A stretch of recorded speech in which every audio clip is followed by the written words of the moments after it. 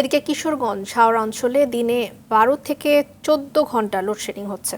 এতে চরম ভোগান্তিতে পড়েছেন গ্রাহকরা।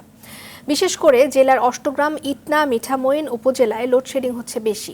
এই 3 উপজেলার কিশোরগঞ্জ পল্লী বিদ্যুৎ সমিতির অধীনে এখানে 86,000 গ্রাহক রয়েছেন। কর্তৃপক্ষ জানায় এই উপজেলাগুলোতে রাতে 22 থেকে 23 মেগাওয়াট বিদ্যুৎ দরকার হলেও বরাদ্দ রয়েছে মাত্র 8 থেকে 9 মেগাওয়াট, তাই লোডশেডিং হচ্ছে।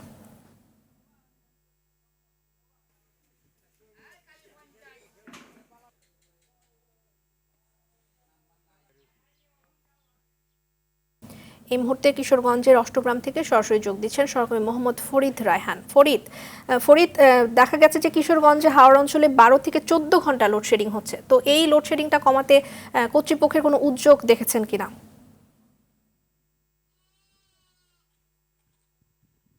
আপনি যেমনটি বলছিলেন যে কিশোরগঞ্জের হাওর বেষ্টিত অষ্টগ্রাম, ইটা, মিঠামইন এই 3 উপজেলার 24টি ইউনিয়নের মধ্যে 23টি ইউনিয়ন মিঠামইন জোনাল অফিসের নিয়ন্ত্রণে এখানে বিদ্যুৎ সরবরাহ করে থাকে কিশোরগঞ্জ পল্লী বিদ্যুৎ সমিতি।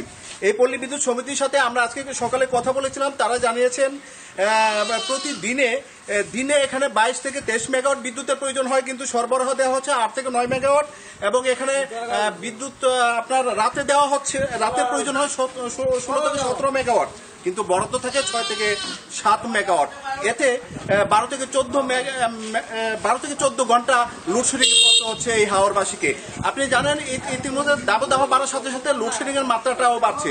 বিশেষ করে হাওর অঞ্চলের মানুষ এখন কৃষি নির্ভর, তারা যারা আছে তারা কিন্তু দুর্বিষহ জীবনযাপন করছে।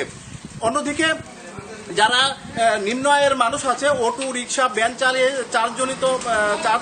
যার অটো রিক্সা, ভ্যান চালিয়ে জীবিকা নির্বাহ করে, তারা নিয়মিত তাদের অটো, চার্জার এগুলো চার্জ দিতে পারছেন না, যে কারণে তাদের জীবিকা নির্বাহ করতে সমস্যা হচ্ছে। অন্যদিকে শিশু এবং বৃদ্ধরা নানা ধরনের রোগে আক্রান্ত হচ্ছে।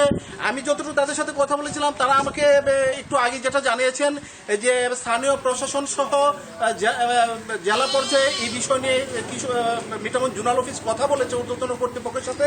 এখানে বিদ্যুৎ থেকে সহনীয় মাত্রার লোডশেডিংটা নিয়ে আসার জন্য তারা কি করণীয় সেই বিষয়ে একটি পরামর্শ পাঠিয়েছেন। সেই পরামর্শ অনুসারে হয়তো সহসায় বিদ্যুতের একটি সমস্যার সমাধানে লোডশেডিং কমিয়ে আনার ব্যাপারে তারা কোনো পদক্ষেপ নেবেন।